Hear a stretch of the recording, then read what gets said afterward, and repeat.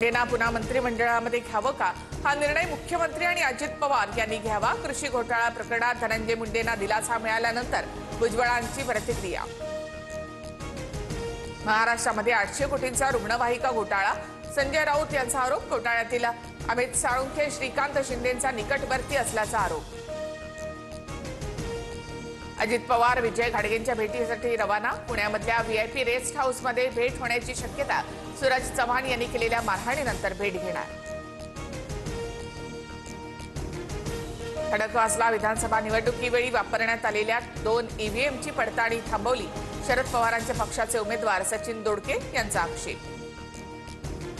कोल्हापूर उत्तर विधानसभेतील मतदान फेरपडताळणी प्रक्रियेवर पराभूत उमेदवाराचा आक्षेप। गेल्या 1.5 तासापासून मतदान फेरपडताळणी प्रक्रिया थांबवली। ज्ञानेश्वरी मुंडेंचं भर पावसामध्ये कुटुंबासह रास्ता रोको आंदोलन। महादेव मुंडे हत्या प्रकरणातील आरोपींना अटक करण्याची मागणी।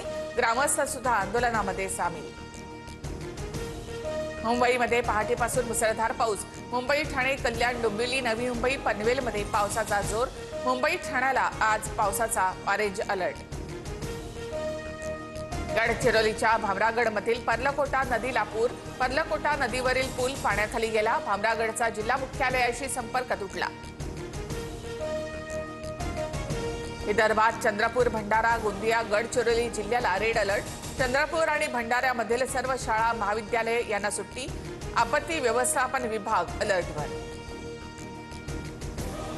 राहुल नार्वेकर यांच्याकडून गणेशोत्सवाच्या निमित्तानं मेट्रोच्या कामाची पाहणी।